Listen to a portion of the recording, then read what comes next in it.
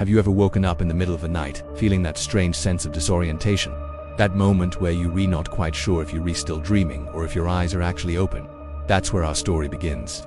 It was a Tuesday, or maybe a Wednesday. The days had started to blur together, a monotonous cycle of work, eat, sleep, repeat. I live alone in a small apartment on the third floor of an old building. It's nothing fancy, just a bedroom, a living room that doubles as my office, a tiny kitchen, and a bathroom. The walls are thin, the floors creak, and the radiator hisses like a snake in the winter. But it's mine. It's my sanctuary.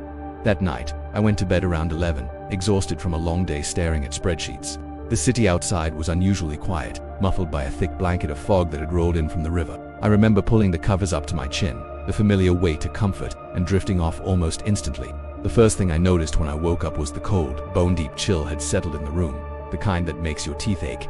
My digital clock glowed a menacing red, 3:07 a.m., the witching hour. I shivered, pulling the blanket tighter, but the cold wasn't just in the air. It was a feeling, a presence. My heart began to thud against my ribs, a slow, heavy drumbeat. I lay perfectly still, straining my ears. The usual city sounds were absent, no distant sirens, no rumbling of late-night traffic, just a profound, suffocating silence.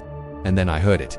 It was faint at first, so faint I thought I was imagining it. A soft, rhythmic sound. Inhale, exhale. It was deep and ragged, like someone struggling to catch their breath after a long run. And it was close. So close. My blood turned to ice. I live alone. I've lived alone for 5 years. There was no one else supposed to be in this apartment. There was no one else supposed to be in this bed. Inhale, exhale. The sound was coming from right beside me, from the empty space on the pillow next to mine. Every logical part of my brain screamed at me. It's the radiator, it's the pipes, it's the wind. But this wasn't a mechanical sound. This was organic. This was alive. My eyes were wide open now, staring into the impenetrable darkness of my bedroom. I couldn't see anything, not the outline of my dresser, not the faint rectangle of the window. It was like a thick black velvet had been draped over the world. Fear is a funny thing. It paralyzes you. I wanted to scream, to leap out of bed, to turn on the light, but I couldn't move. My limbs felt like lead, pinned to the mattress by an invisible weight. All I could do was lie there, my own breathing caught in my throat, listening to that other, alien breath fill the silence. Inhale, exhale. It sounded heavier now, closer. I could almost feel the vibration of it through the mattress, a subtle tremor with each raspy breath. My mind raced, trying to find an explanation. A burglar, but the front door has 3 locks. I checked them before I went to bed. I always do. A friend with a key. No one has a key. A cold draft slithered across my cheek, smelling of damp earth and something else. Something faintly metallic like old pennies. My stomach churned. The breathing hitched, followed by a low, guttural sigh. It sounded content. I had to do something. I couldn't just lie here and wait for whatever was next. Slowly, millimeter by agonizing millimeter, I started to move my hand, sliding it across the sheet toward the edge of the bed. My bedside lamp was just inches away. If I could just reach the switch. The breathing stopped. The sudden silence was more terrifying than the sound itself. The air in the room grew thick and heavy, charged with anticipation.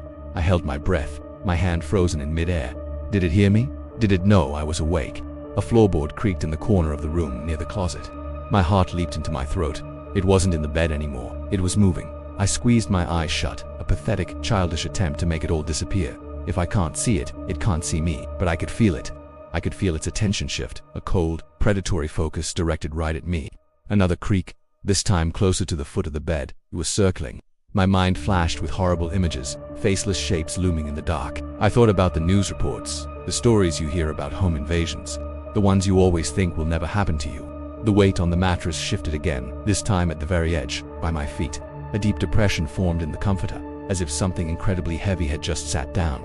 I felt a pressure against my leg, cold and solid, through the layers of blankets. I let out a tiny, involuntary whimper. The breathing started again, but it was different now. It was a low, wet chuckle that seemed to come from everywhere at once. It wasn't human. No human could make a sound like that. It was the sound of ancient hunger, of a nightmare given form. And then, a voice whispered directly into my ear, a voice that was like grinding stones and dried leaves. It said just one thing. I know you're awake. That was it. The paralysis broke. A primal scream tore from my lungs as I threw myself out of the bed, scrambling on all fours toward the door. I didn't look back. I couldn't. I slammed into the hallway wall, fumbled for the light switch, and flooded the small space with blinding, beautiful light. I spun around, my back pressed against the wall, heart hammering, ready to face the monster from my bed. But there was nothing there. The bedroom was empty. The bed was undisturbed, the pillow next to mine perfectly smooth. The window was locked, the closet door shut. It was just my room, exactly as I had left it. Was it a dream, a night terror? My mind, desperate for a rational explanation, latched onto the idea. It had to be just a vivid, terrifying nightmare brought on by stress and exhaustion. I stood there for a long time, shaking, my breath coming in ragged gasps. I checked every lock, looked in every closet, under the bed, nothing. The apartment was secure. I was alone. Eventually, the adrenaline faded, leaving me hollowed out and exhausted. I couldn't bring myself to get back in that bed.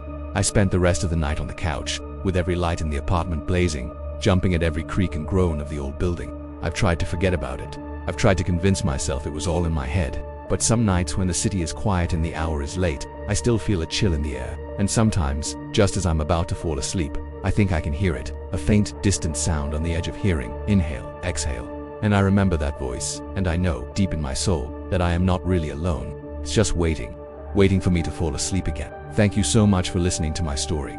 If you've ever had an experience you can't explain, I'd love to hear about it in the comments below. Don't forget to like this video and subscribe for more tales from the dark. Stay safe and always check your locks.